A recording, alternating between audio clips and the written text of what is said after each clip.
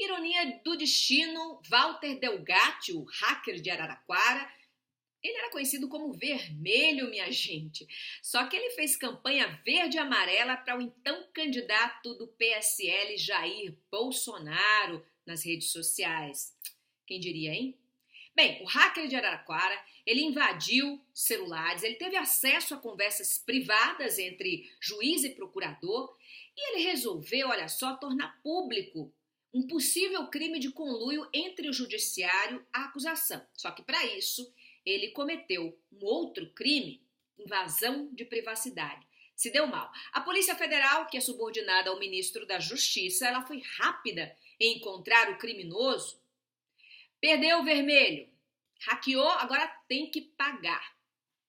Meus amigos, o hacker de Araraquara está preso, mas os problemas de Sérgio Moro acabaram de começar.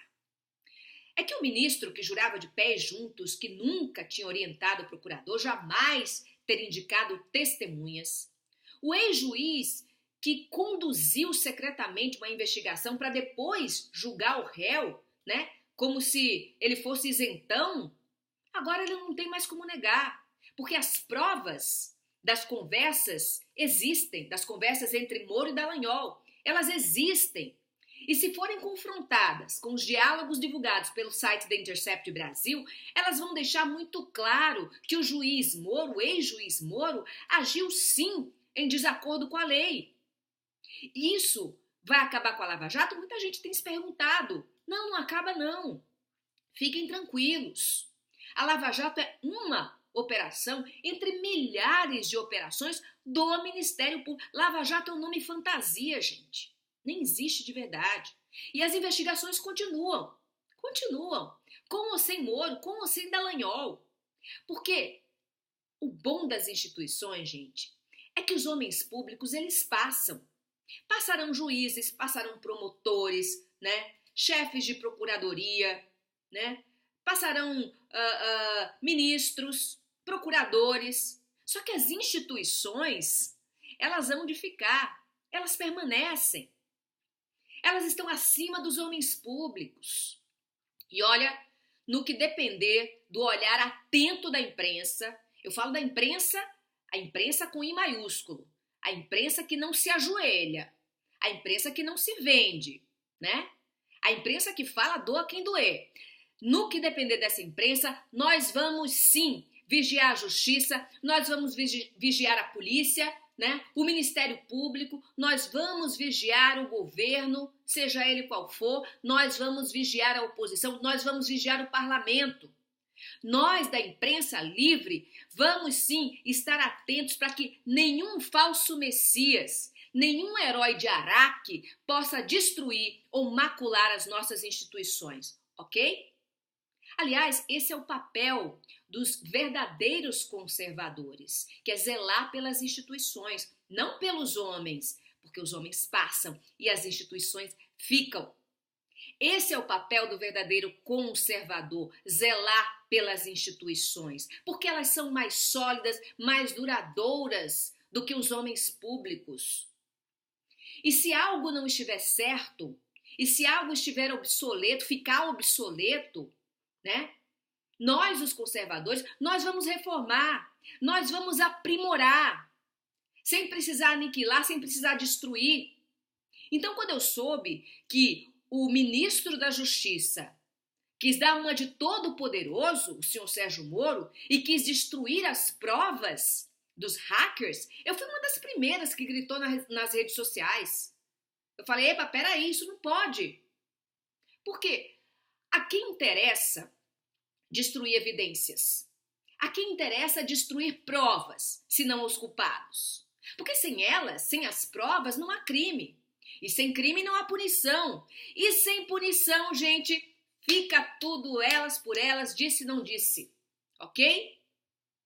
As provas que a Polícia Federal coletou com o hacker, elas são fundamentais para processar, né? Para julgar e para condenar o hacker de Araraquara pelos crimes que ele possa ter cometido.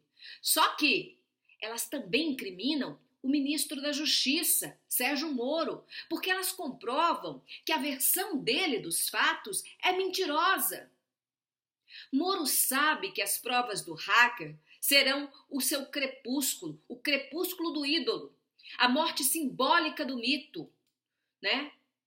Serão a ruína do Deus de barro ou do bezerro de ouro, tão adorado, né? Por alguns aí. As provas do hacker, elas demonstram que as conversas entre Moro e Dallagnol são verdadeiras. E olha só, sendo verdadeiras essas conversas, elas comprovam que o ex-juiz agiu sim de má fé, que ele não poderia ter atuado nos processos que atuou, que ele deveria ter se julgado suspeito desde o começo. E isso, gente, isso não é opinião, isso é fato, fato jurídico. O Código de Processo Penal, em seu artigo 254, inciso 4º, ele é muito claro a esse respeito. Ele diz: o juiz será considerado suspeito e, portanto, impedido de julgar se tiver aconselhado qualquer das partes. É simples assim, não precisa nem de interpretação. Então, meus caros, não adianta querer fazer justiça atropelando a lei. Eu já disse tantas vezes aqui, o juiz ele é escravo da lei. O juiz ele deve ser o primeiro a se submeter à lei como o mais humilde dos vassalos. Em sinal de respeito, ele deve ser submisso à lei. Como prova de sabedoria, ele deve ser submisso à lei. Como prova de justiça, ele precisa se submeter às leis. Se tudo fosse possível, gente, se tudo fosse permissível para se punir, custe o que custar, doa quem doer, não seria preciso judiciário. A gente faria justiçamento mesmo. E justiçamento, sabe o que é? É injustiça. Porque sem seguir o caminho da lei, o juiz também se torna criminoso. Mesmo que a intenção dele seja boa, seja das melhores. Aliás, a gente sabe qual é o lugar dos bem-intencionados. Quando o juiz age como justiceiro, ele macula a instituição milenar que ele representa, que é o judiciário. E se o judiciário ele é conivente com o juiz justiceiro, ele perde o respeito da sociedade, ele perde a credibilidade, o judiciário perde confiança. Atenção, senhores ministros do Supremo Tribunal Federal, o judiciário perde credibilidade e confiança se agir em conivência com os juízes corruptos. Como aceitar que um promotor acuse um cidadão, seja ele quem for, sem provas? Como crer num juiz que é parcial, num juiz que foi movido por interesses pessoais, de promoção política? Como admitir que Justiça e Ministério Público formem conluios, seja para prejudicar, seja para privilegiar quem quer que seja? O Estado persecutório, que é aquele que persegue as pessoas independente de culpa, esse Estado persecutório, ele é incompatível com o conceito de justiça. Ele é incompatível com o conceito de democracia. Basta a gente se pôr no lugar do réu. E se fosse você, o acusado? Não estou falando em condenado, o acusado. Se fosse você o acusado. Olha, em 17 anos que eu trabalhei no Poder Judiciário, uma coisa eu aprendi. Pior do que a dúvida de ter praticado a justiça é a certeza de ter cometido uma injustiça. Boa noite, Brasil.